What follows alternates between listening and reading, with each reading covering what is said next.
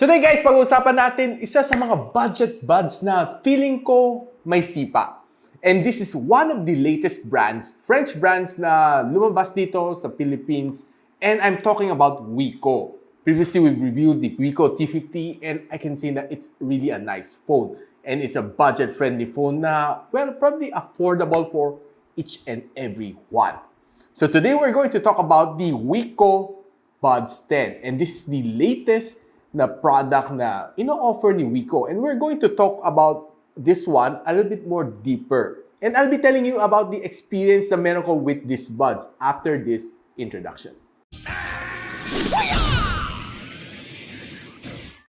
So hi guys, ako pala si Richmond ng Gadget Sidekick and welcome back to my channel. So right now, we'll quickly unbox itong Wiko Buds 10. Itong box ni Wiko is pretty small, pretty thin, and it is supported with an app called Wiko Connect na pwede natin ma-download sa Google Play Store.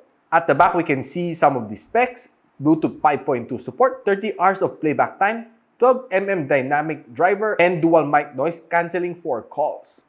So buksan lang natin.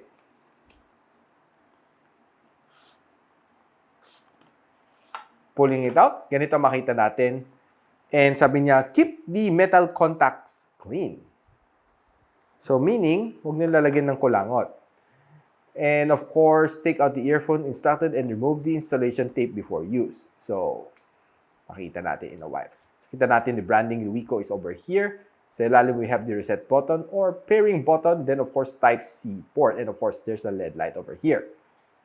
So, pagbukas natin, this is the buds. So, pag sara natin, kita natin iilaw ang LED. Pag nakaputi, it's charging. So, buksan na natin. And we can see that we have a charging cable over here and some user manuals also over here. Safety information guide and user guide nandito. So this is the buds. So for me, it's a pretty white na case na hosting two buds, left and the right. So sabi niya, kailangan natin tanggalin yung sticker before first use. So all we need to do is just simply remove. Ganun lang. And kabila, ganun din.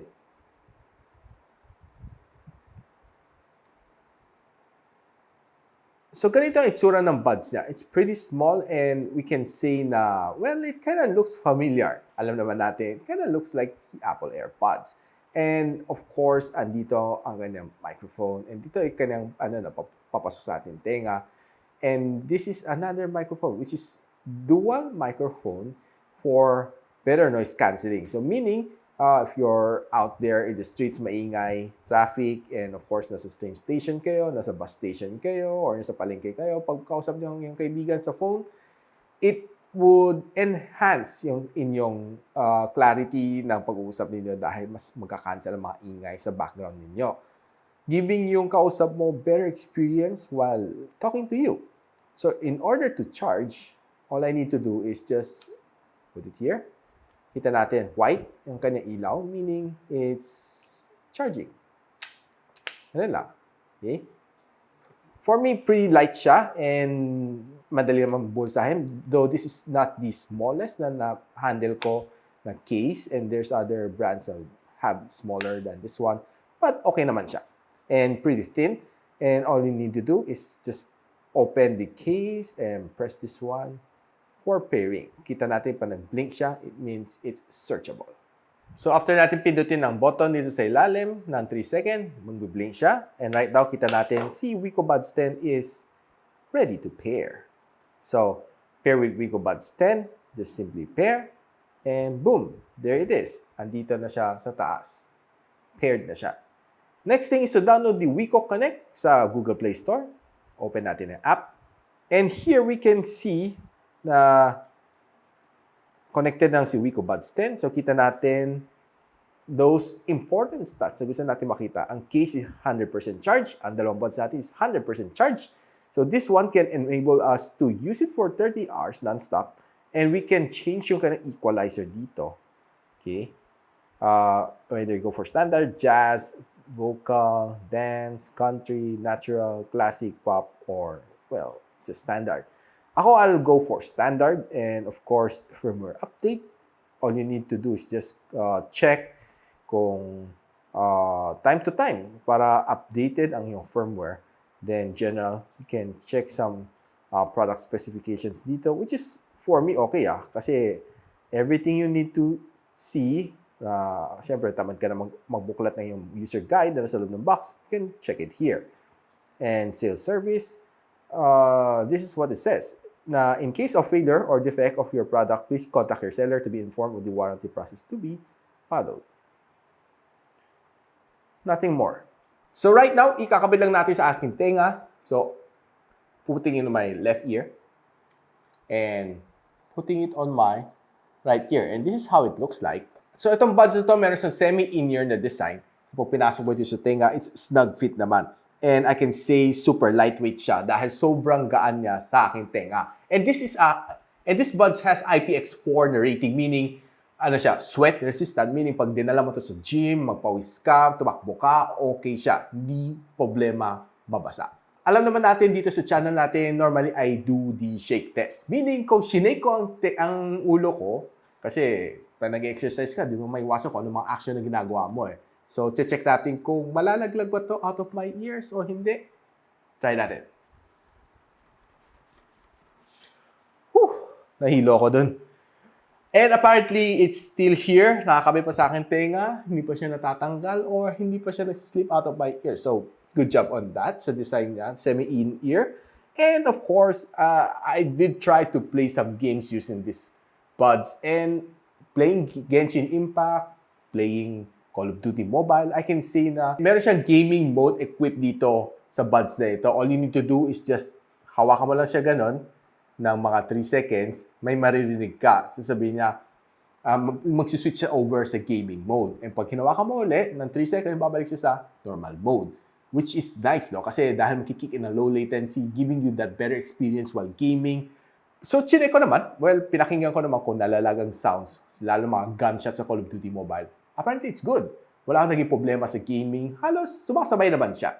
And this one also supports Bluetooth 5.2, ensuring me na always connected ako nang walang interference. Okay naman siya. I think tinest ko naman siya for roughly mga 10-meter distance, hindi siya napuputol. So, which is definitely good. Kasi if you go the distance, more than 10 meters, I think may limitation ng Bluetooth na at a certain distance lang. I think 10 meters is good enough.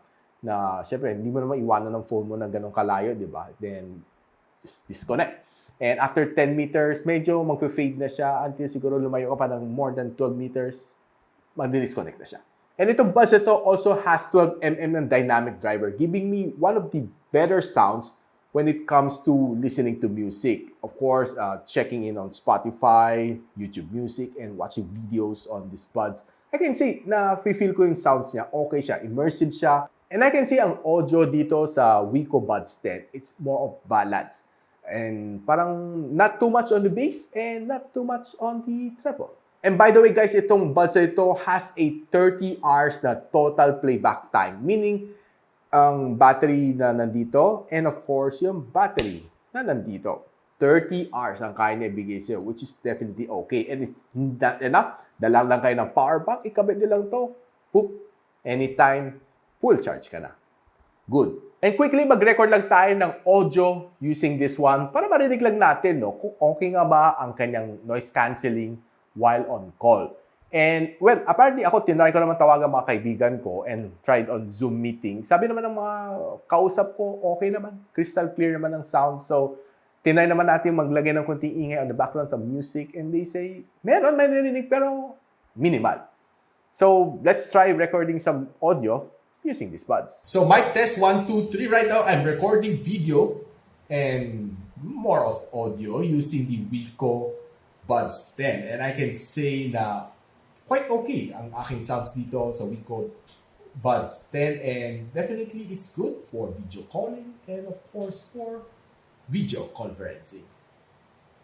Well, ano masasabi niyo guys? Okay, di ba? Ang kanyang sounds. Well, I recorded using my smartphone and paired ang Wiko Buds 10. And guys, if you're interested to check out this Wiko Buds 10 and it's already on sale this coming September 9 sa Shopee and sa Lazada store ng Wiko, I'll be posting the link on the description below and this buds would be priced at $1,499 and I can say that it's a budget price buds with really nice music. And of course, music playback time. So guys, if you like this video, don't forget to like, share, and of course, click that bell icon para hindi naman miss mga future uploads dito sa aking channel. And so, ako nga si Richmond and you're watching Gadget Sidekick. What's up?